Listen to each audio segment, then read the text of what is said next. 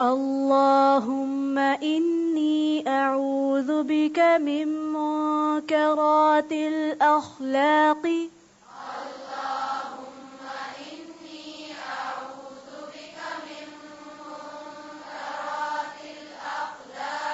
والأعمال والأهواء والأدواء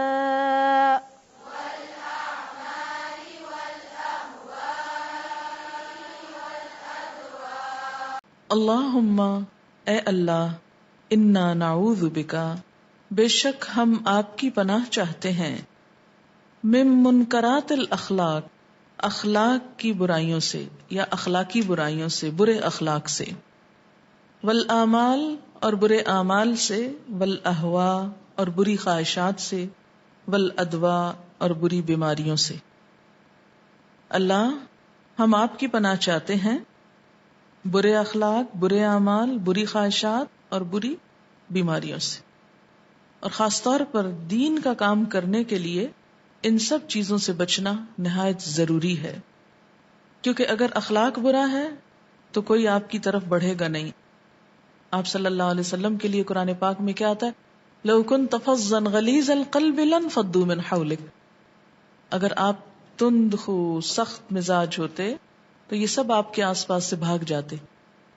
تو داعی دین کو، داعی کا مطلب کیا ہوتا ہے؟ دین کی طرف بلانے والا۔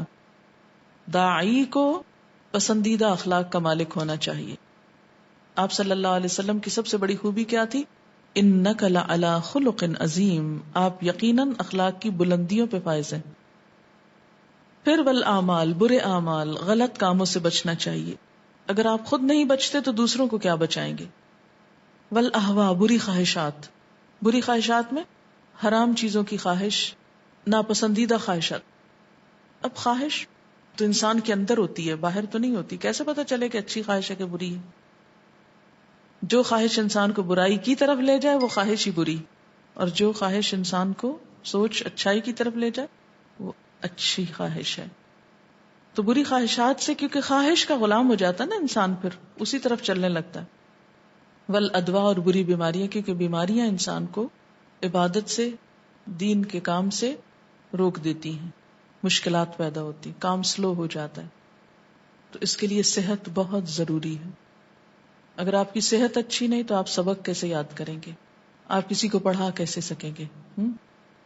اور صحت کی اچھائی کے لیے کیا ضروری ہے؟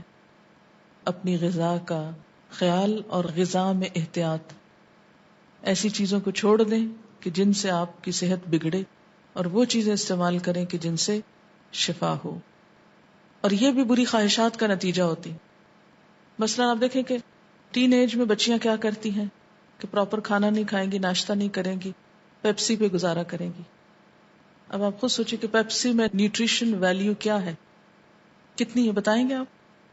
0، کوئی غذائیت نہیں اس میں، بلکہ اس کا کلر اور اس کا وہ گیس اور وہ سب کچھ مل ملا کے انسان کے اندر کا سسٹم تباہ کرنے والا ہے۔ اس کے اوپر بے شمار ایسے آرٹیکلز اور چیزیں موجود ہیں کہ آپ کی کڈنیز افیکٹ ہوتی ہیں، لیور افیکٹ ہوتا ہے، بہت ساری بیماریوں کی جڑ ہے۔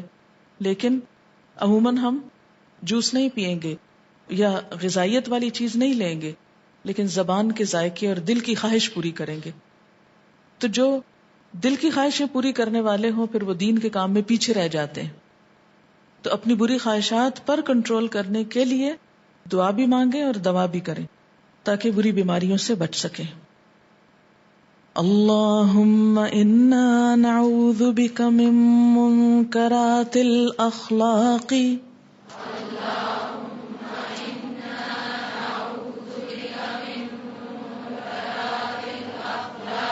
والاعمال والاہواء والادواء